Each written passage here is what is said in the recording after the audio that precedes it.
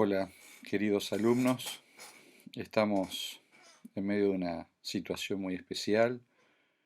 Me encantaría poder verlos, poder saludarlos personalmente, pero las condiciones de esta pandemia nos imponen estar a distancia y agradezco a Dios que tenemos siquiera esta opción de poder comunicarnos siquiera por internet. Quiero compartir con ustedes un pequeño mensaje que está basado en la epístola a los Romanos capítulo 8 y vamos a leer juntos los versículos 31 al 39.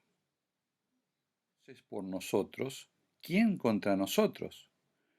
El que no escatimó ni a su propio Hijo, sino que lo entregó por todos nosotros, ¿cómo no nos dará también con él todas las cosas?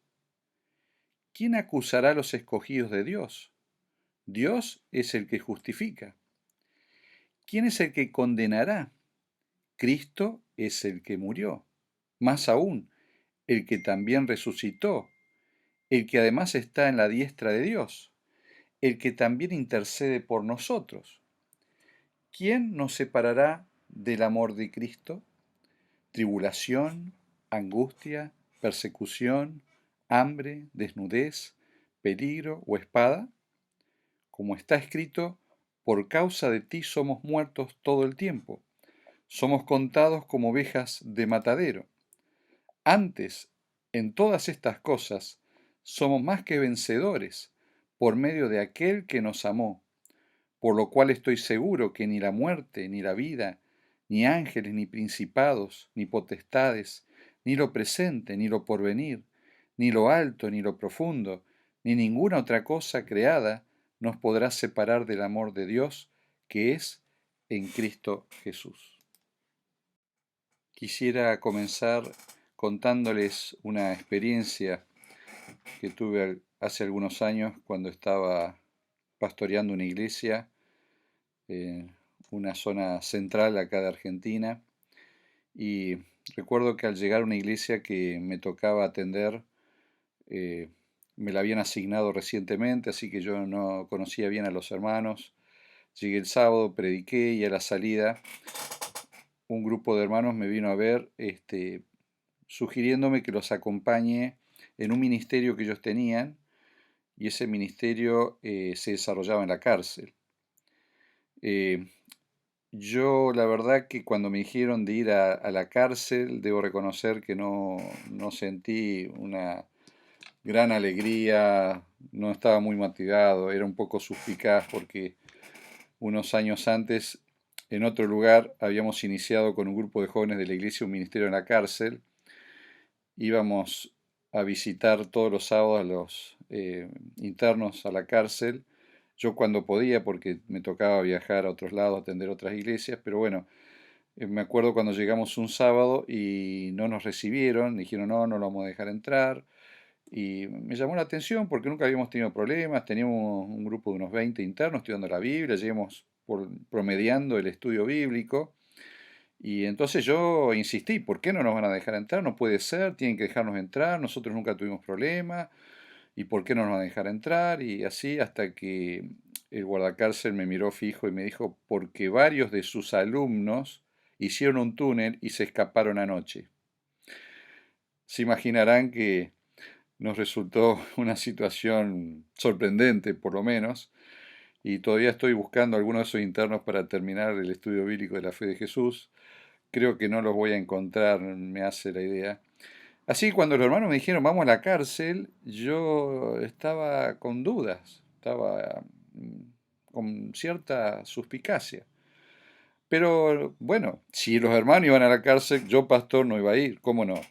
Así que finalmente fuimos y cuando llegamos a la cárcel, una de las cosas que los hermanos me advirtieron al entrar fue, pastor, no le pregunte a los que están dentro por qué están en la cárcel, porque si usted le pregunta, se va a dar cuenta que esto es un jardín de infantes, son todos inocentes.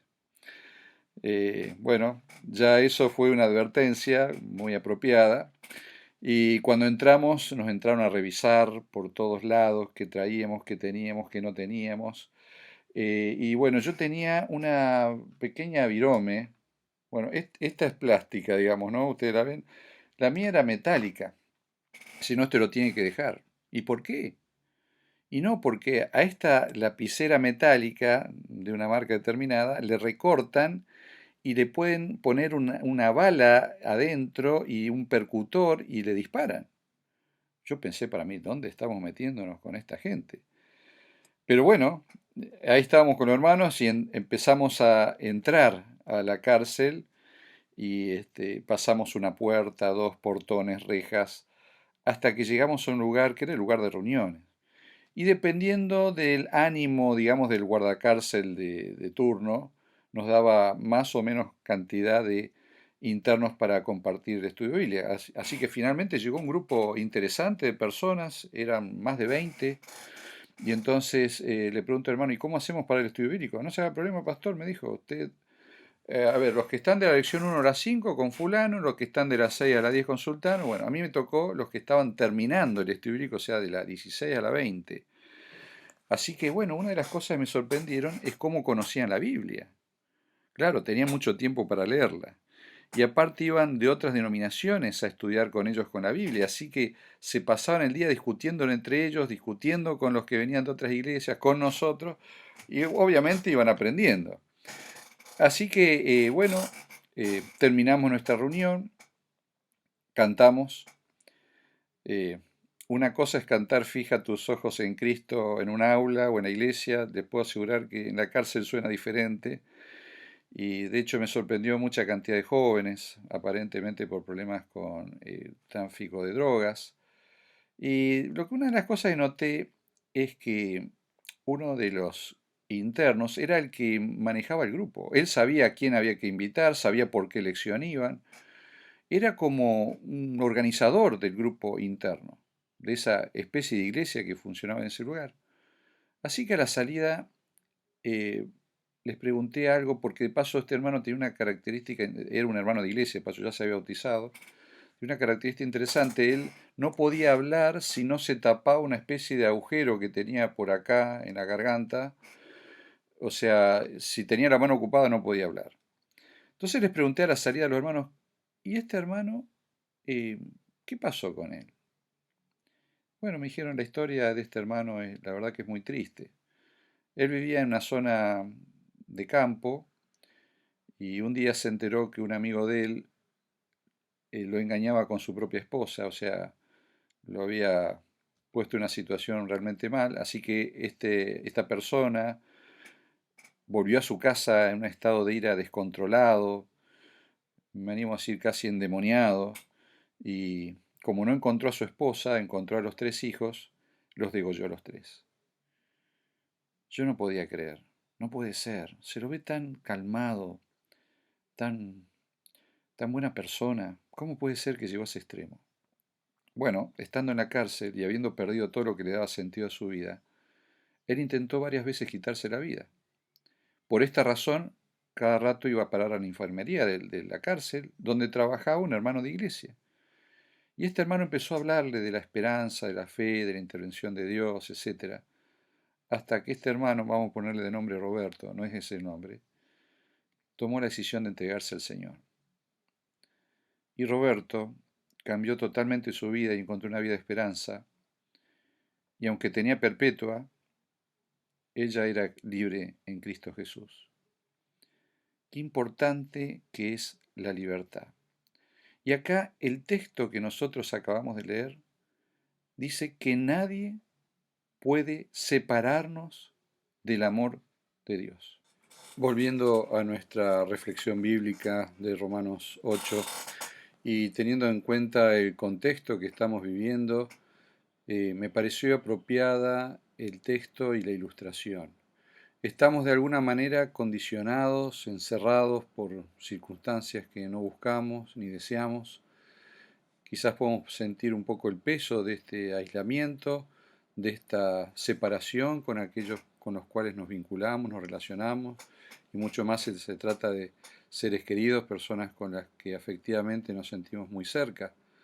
Ahora, pensando un poco desde una perspectiva espiritual, me llama la atención la parte de estos dos versículos de Romanos, particularmente los versículos 33 y 34, cuando dice, ¿quién acusará a los escogidos de Dios? Dios es el que justifica.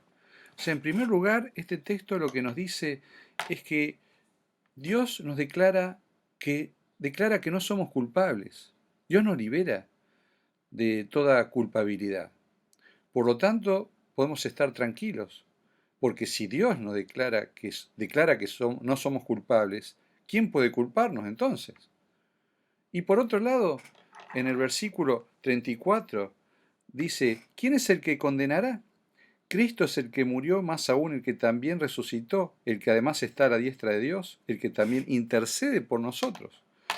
Uno que podría llegar a acusarnos sería Jesucristo, pero Jesucristo no está en una fusión de condenación, sino que al contrario, está intercediendo por nosotros.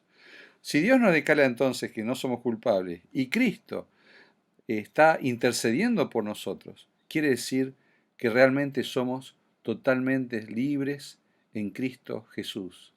Espiritualmente estamos limpios de todo pecado. Podemos tener la certeza, la seguridad de la salvación y de su amor.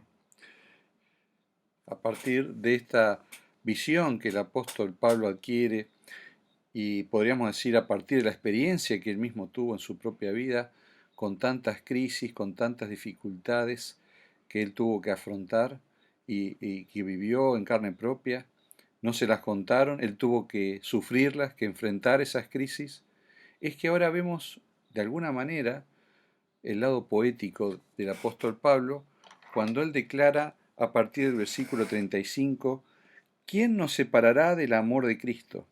¿Tribulación, angustia, persecución, hambre, desnudez, peligro o espada?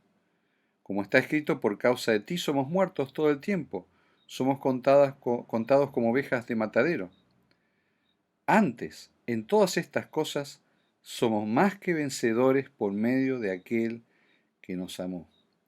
Y por último termina declarando, por lo cual estoy seguro de que ni la muerte, ni la vida, ni ángeles, ni principados, ni potestades, ni lo presente, ni lo porvenir, ni lo alto, ni lo profundo, ni ninguna cosa, otra cosa creada nos podrá separar del amor de Dios que es en Cristo, Señor nuestro.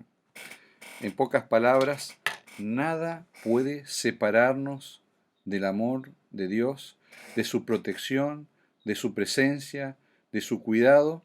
Y volviendo quizás al comienzo de este texto que acabamos de leer, y en la última parte del versículo 31 hay una declaración que creo que de alguna manera resume el espíritu de este pasaje del apóstol Pablo.